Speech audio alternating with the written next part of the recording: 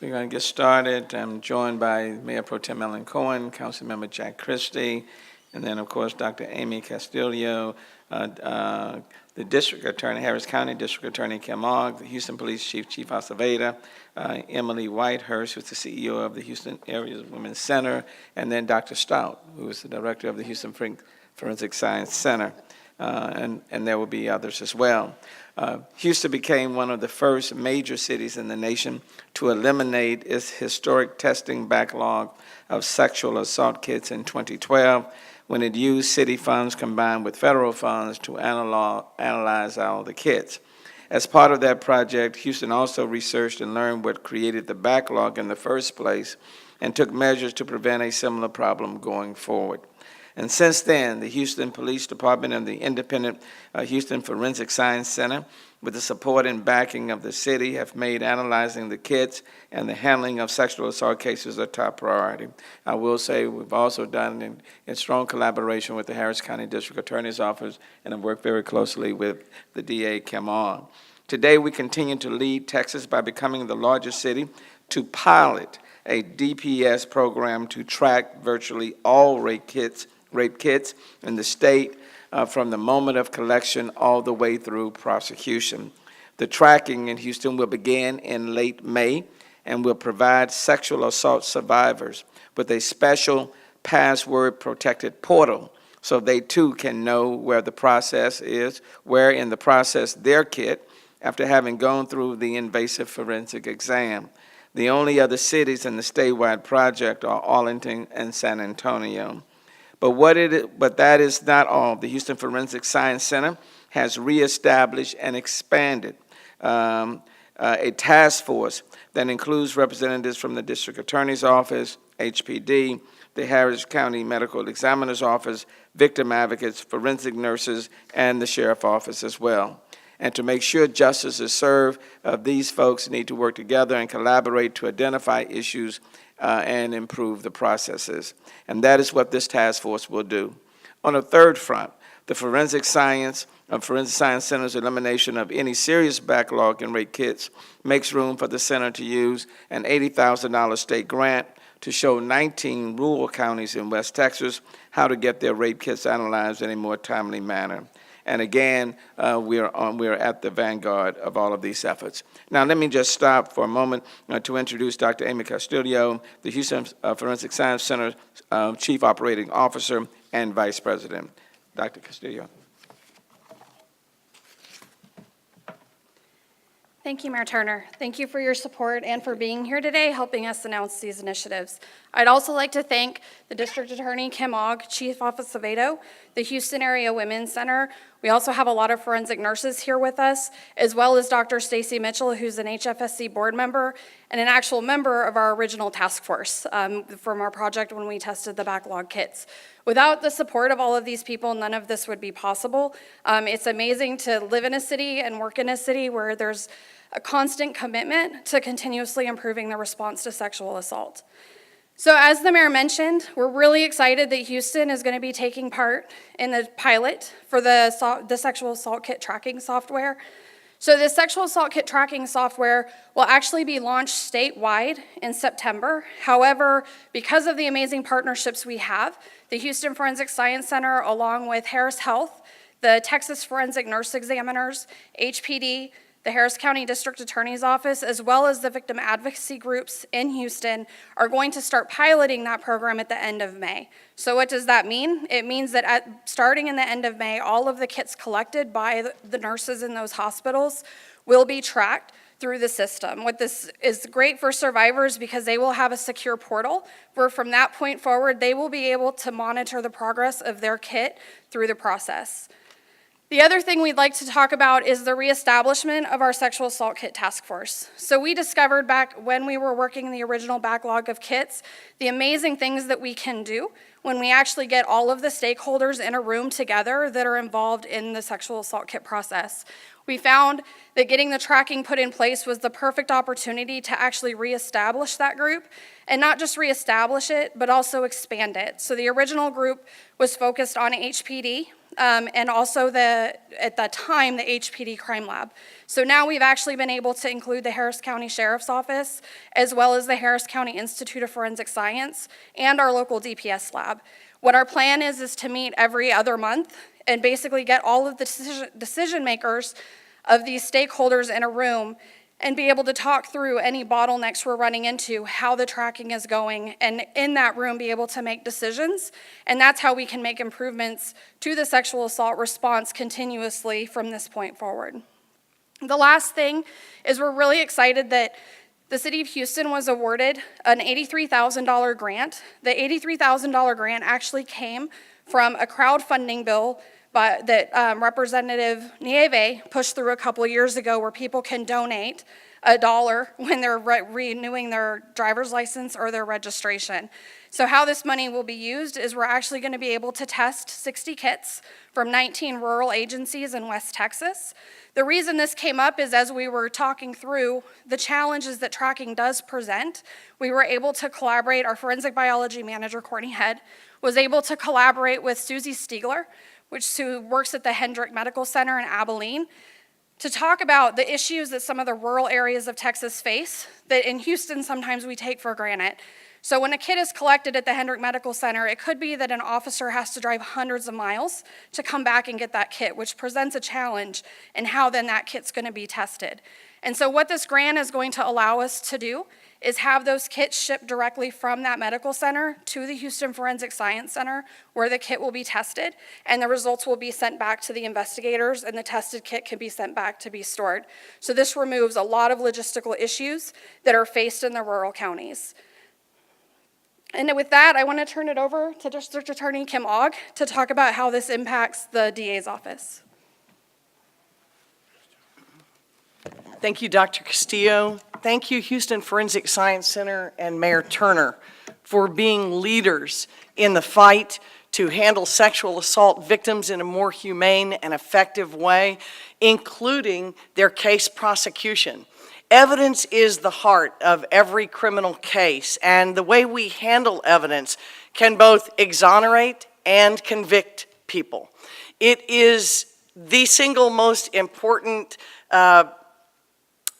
item in any decision made by a community about whether somebody's guilty or innocent. And scientific evidence, rape kits, we've seen a tremendous growth really led by the Houston Forensic Science Center and the problems that we suffered in the 2000s in this area, in this practice area.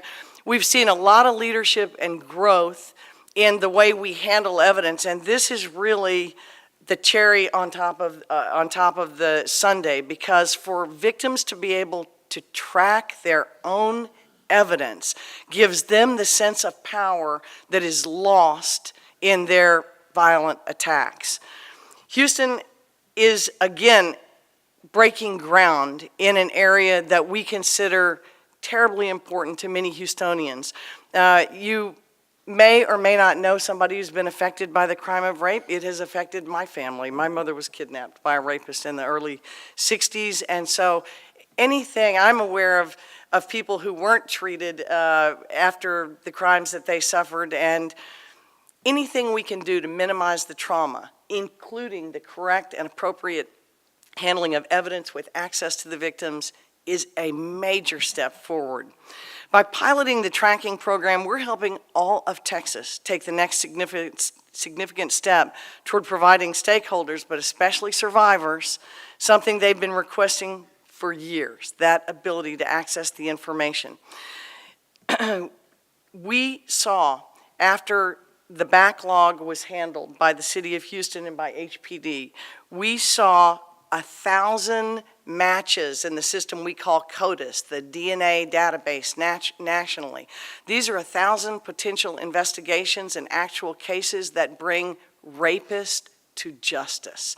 So how we handle the evidence, get it into the national database, and then return to use it locally is what this program is all about.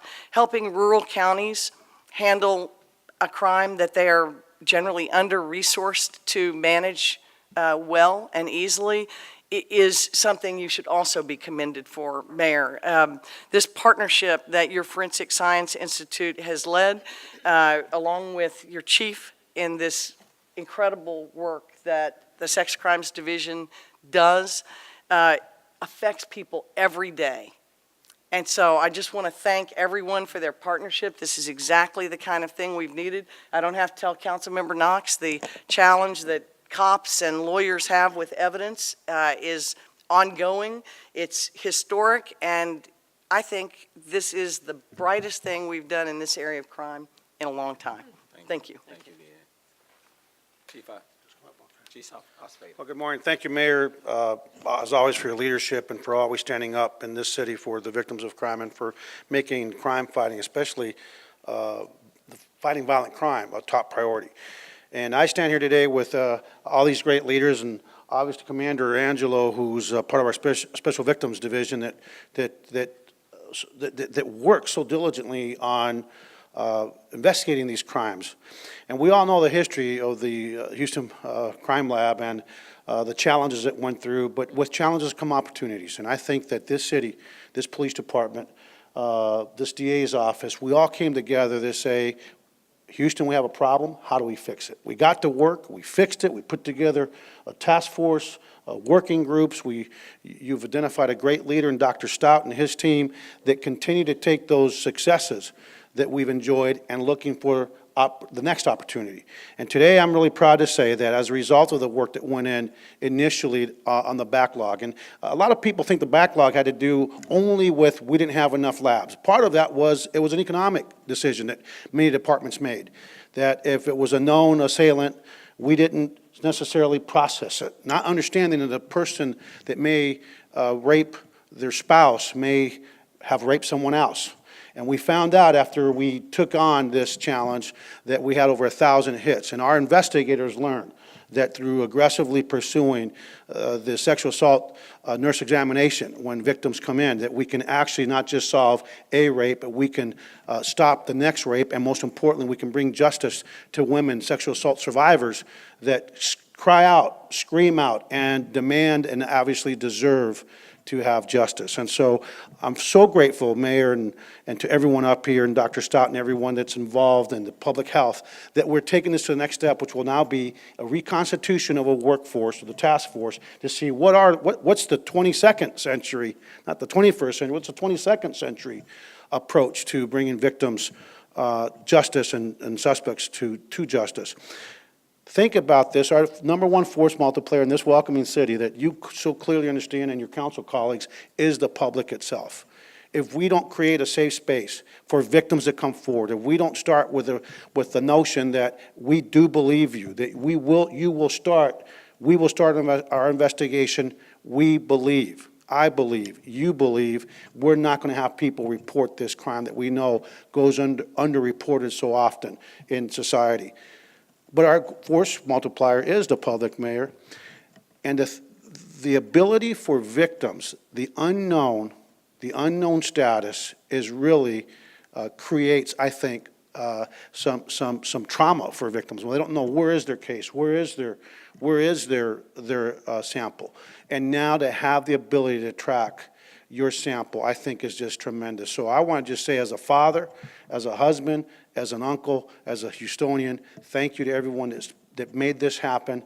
We are setting a standard, and I'm hopeful, Mayor, that with this example we're setting here in the greater Houston area, that we're going to make this the beginning of a great movement, which I think is really a victim-centric movement across the nation. We're going to take one of the most heinous crimes and make it more palatable for people to come forward, create a space where they feel they can come forward, but most importantly, we're going to be able to get these suspects, bring them to justice, and prevent another sexual assault. And to the victims out there, I want to say thank you. Thanks for your courage. Thank you for believing in us. And always remember, if we're not getting it right, we can't fix it if you don't tell us. So come forward. This is your department. And again, congratulations. We look forward to the reconstitution of our workforce, work team with everyone involved. Thank you again. Thanks, Emilee. How awesome is it that we have a chief of police, a DA, and a mayor standing up here saying, we believe you. victims. We believe you. Please come forward. I want a round of applause. I mean, it is so, so exciting, and that we now have the resources and the tools to deliver on that promise. So my name is Emilee Whitehurst. I'm the CEO of the Houston Area Women's Center, and I feel so proud to be surrounded by these leaders and our partner agencies in this historical announcement, which will bring, I do believe, healing and justice to the survivors of sexual assault. Today, we celebrate as Texas will join other states in implementing rape kit tracking. We already know sexual assaults are grossly underreported. By some estimates, up to 90% of all cases are not reported. When survivors do choose to report sexual assault to police, they endure an invasive evidence collection process. Imagine getting evidence collected from your body. At the Houston Area Women's Center, we believe that survivors should not have to endure further traumatic ordeals by struggling to get information about their cases or how their evidence is being used.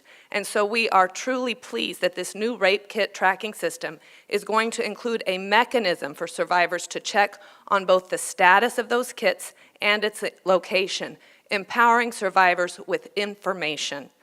We believe that proper and ongoing priority and resources should be given to rape cases so that survivors' rights and well-being are protected and offenders are held accountable for their crimes.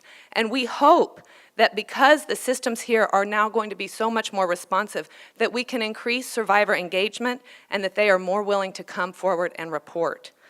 The Houston Area Women's Center has been at the forefront of supporting and advocating for survivors of sexual assault for 42 years. Thanks to Ellen Cohen, many of those years she was leading that charge. It is an honor to stand in your shoes. Our safe and supportive environment allows for survivors to share their stories of survival, their fears and frustrations. We offer 24/7 crisis response hotline, which is free and confidential. Last year, the Houston Area Women's Center supported 1,084 sexual assault survivors and their friends and family through our hospital accompaniment program, which works in collaboration with forensic nurses and police. We also provided sexual assault counseling services to over 1,800 adults and just under 400 children who were victims of these abhorrent crimes. Finally, today, we celebrate the reestablishment of the Houston Sexual Assault Task Force, which we have been involved in since 2011. We know that when our community comes together, we can build stronger, trauma-informed, and client-centered responses for sexual assault survivors. So on behalf of the Houston Area Women's Center, we thank all of our partners for standing up for sexual assault survivors. Thank you.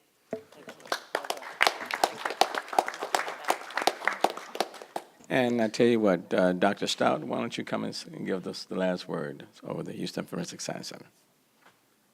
Thank you, Mr. Mayor. Thank you, everybody who has been participating in this. The tracking bill was originally Representative Donna Howard's idea, and had worked with her 2 years ago in getting that passed. It is, I think, a central tool in how we prevent kits from getting lost, getting misplaced, getting tangled up in the system. That is essential evidence for survivors and how their case is to be processed. So I can't say enough. I travel around the country a lot, discussing with other laboratories and other systems around the country. What's going on in Houston is unique. It is remarkable here. The partnership, the support that's available here. I think the city, I think the hospitals, I think the advocacy. This is a unique opportunity for us to really make an advancement in how we get the right answer at the right time. It's not simply sufficient that we get the right answer for the justice system, is that we get that answer there in a timely fashion. So thank you all for all the support. Thank you. Thank you. Thank you. Thank you. Are there any questions to any of the participants here? And if not any questions, feel free to reach out to individuals individually. And quite frankly, Mayor Pro Tem, since you're so active in this whole movement from the beginning to end, you want to have any comments? Well, thank you. So much has been said about what's being done, and I know that when I came on council, I think we had over 5,000 untested rape kits. Councilmember Christie, you were there, and it's amazing where we are today. And to be able to track your own kit is one thing, and to know that we don't have a backlog. And I think a great deal of the credit goes to you, Mayor, and to City Council for moving forward with that. I always used to say the best thing we could do is put ourselves out of business. If we can figure out how to stop rapists, then we can take the money and use it for something else, right? Right. Thank you, thank you. Thank you. Feel free to talk to any of these individuals up here, and let me thank all of you, and DA Kim Ogg, thank you for being present with us today, and all of those affiliated with the Houston Forensic Science Center and all the members of City Council.